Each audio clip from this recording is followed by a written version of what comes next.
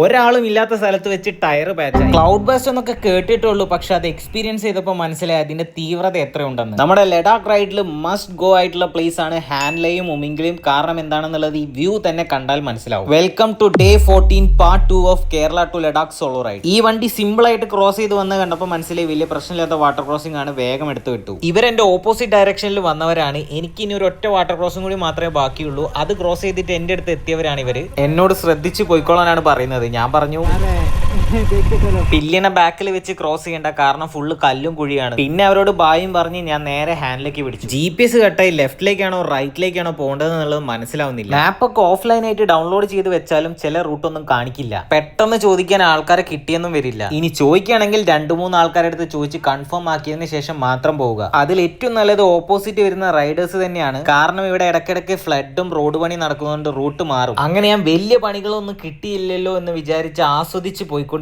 ചില സ്ഥലത്ത് പെട്ടെന്ന് മനസ്സിലാക്കാൻ വേണ്ടി ഇതുപോലത്തെ കുട്ടി ബോർഡുകൾ വെച്ചിട്ടുണ്ടാവും. വണ്ടി ചെറുതായിട്ട് പൊളയുന്നുണ്ടായിരുന്നു. അങ്ങനെ ഞാൻ ആ സത്യം മനസ്സിലാക്കി. കറക്റ്റ് ആരും ഇല്ലാത്തൊരു സ്ഥലത്ത് വെച്ച് ടയർ പാച്ചായി. ഇവിടെ ആയിട്ട് ഒരു ഷാർപ്പ് കല്ല് കുത്തി കയറി. വേഗം വണ്ടി ഡബിൾ സ്റ്റാൻഡിലേക്ക് എടുത്തിട്ട് പണി തുടങ്ങി. ഇതാണ് നമ്മുടെ പഞ്ചർ കിറ്റും നൈഫും ടയർ ഇൻഫ്ലേറ്ററും. പഞ്ചർ കിറ്റ് കയ്യിലുണ്ടെന്നേ ഉള്ളൂ, പക്ഷെ ഇത് യൂസ് ചെയ്തിട്ടുള്ള ഒരു എക്സ്പീരിയൻസും ഇല്ല. ഈ കാണുന്ന കല്ലാണ് നമ്മുടെ വില്ലൻ. യൂട്യൂബ് നോക്കി ചെയ്യാന്ന് വിചാരിച്ചിട്ടുണ്ടെങ്കിൽ നെറ്റ്വർക്കും ഇല്ല. കുറെ മുന്നേ വർക്ക്ഷോപ്പ് പോയ സമയത്തുള്ള ചേട്ടൻ ചെയ്യുന്നത് കണ്ട ഓർമ്മ വെച്ചിട്ട് ഞാൻ പണി തുടങ്ങി. പക്ഷെ ആവശ്യത്തിന് ഗമ്മിടാത്തത് കൊണ്ട് അത് അടച്ചത് റെഡി ആയില്ല. പിന്നെയാണ് പഞ്ചർ കിറ്റിന്റെ ബാക്കിൽ ഞാൻ നോക്കിയപ്പോൾ യൂസർ മാനുവൽ കണ്ടത്. അതൊക്കെ നോക്കി മനസ്സിലാക്കി ആവശ്യത്തിന് ഗമ്മുണ്ട്. വീണ്ടും ഞാൻ പഞ്ചർ അടയ്ക്കാൻ വേണ്ടി നോക്കുന്ന സമയത്ത് ഗമ്മ് കൂടിയത് കാരണം സ്ട്രിപ്പ് മൊത്തമായിട്ട് ഉള്ളിലേക്ക് കയറിപ്പോയി.